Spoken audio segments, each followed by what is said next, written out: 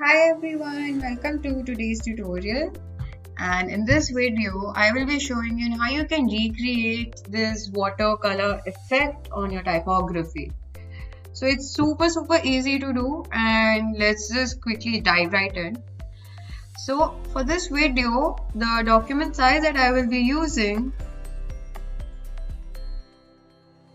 is actually this custom size document, which is 1000 by 1000 pixels.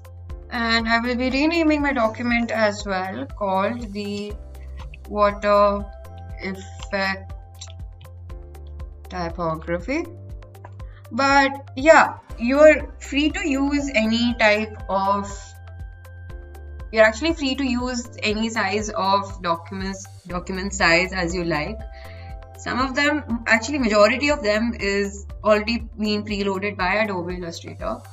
But if you like, you can use the same customized size as mine. Right.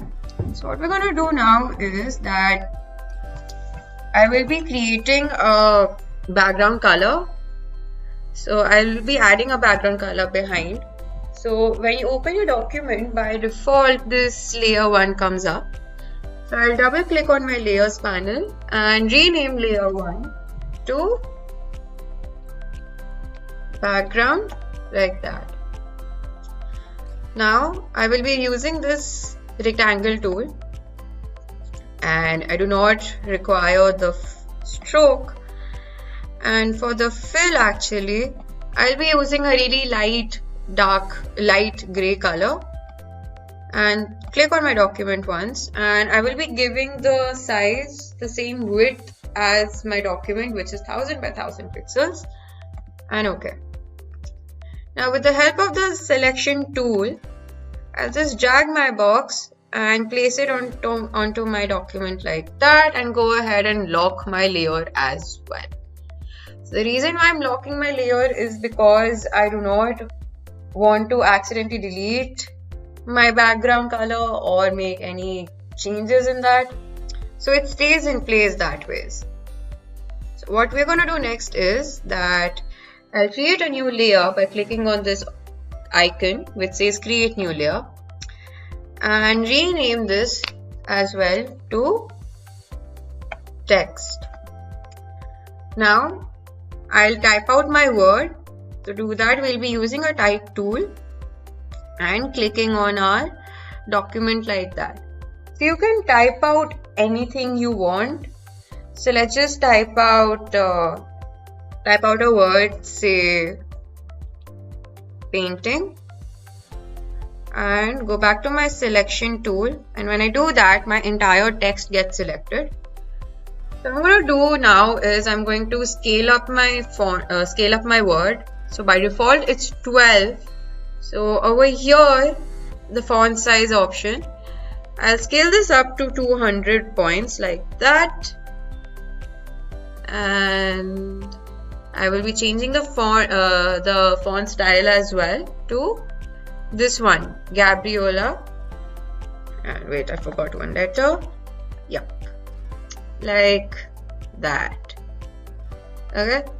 So if you want, you can also scale it up even bigger or smaller depending on what your word is and what font style you are using, because each style will vary according to the size you're given, and even the font style, even that will affect as well.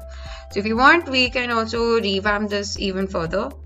So I'll be scaling this up more from 200 to 250 like that. It looks a lot better now. Okay.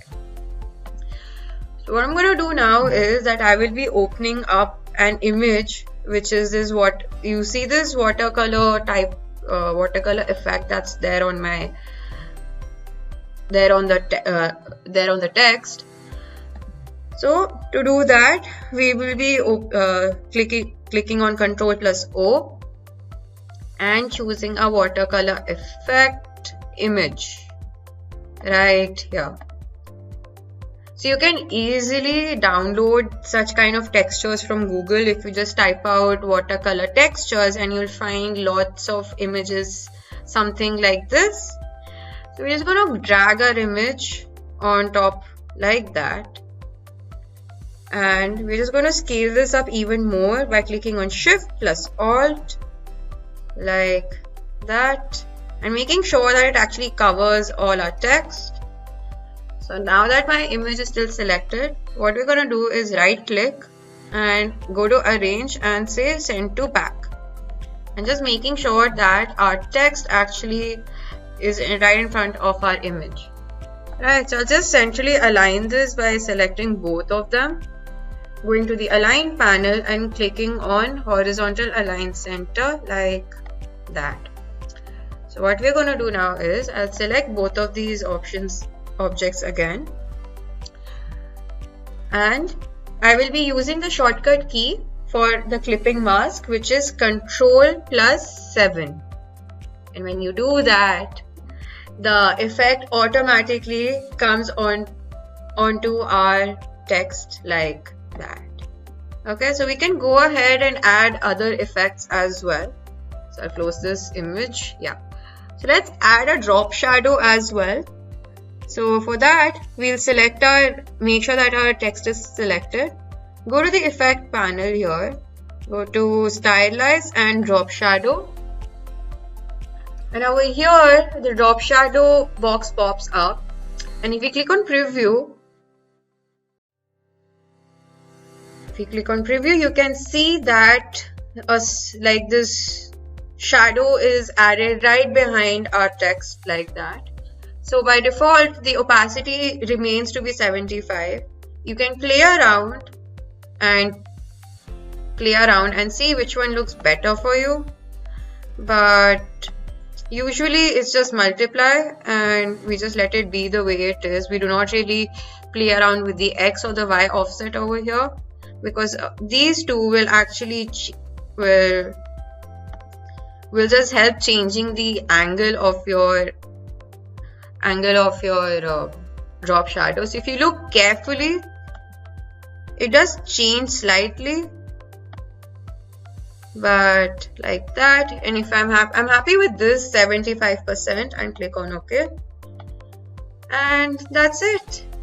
So this was the watercolor effect typography on our text. So this is the same effect applies on every font you choose. So let's go ahead and also save our file. To do that, we'll be going to File, clicking on Save As. So by default, my save as type is going to be Adobe Illustrator, and I highly recommend that we save a file in this format, so that in case if I want to make any further changes, I can easily access my AI file. And I let the file name be Water Effect Typography, and click on Save. So this Illustrator option also comes up, so you just click on OK, and that's it. And our document is successfully been saved as a AI file. So how do you know it's been saved? So you will see this .ai come up as soon as you save your document. So that's it. We've come to the end of our video, and it was and yeah, you can see it was really easy to do. All you have to do is add the clipping mask tool, which was Ctrl plus 7. But in case you have a little difficulty in remembering the shortcut key, you can also apply the same thing by going to Object, and over here this clipping mask option comes up, which is right below line and sketch art. So when you select both your text and your image, so if you come down here to this object panel, this clipping mask option is right here, and you just click on Make. That's it. So that's about it. So it was that easy. So I hope you found this video to be useful, and with a little practice you can also apply the same effect in different fonts and use the same typography in any project that you are working on. So thank you for watching, and stay tuned for more.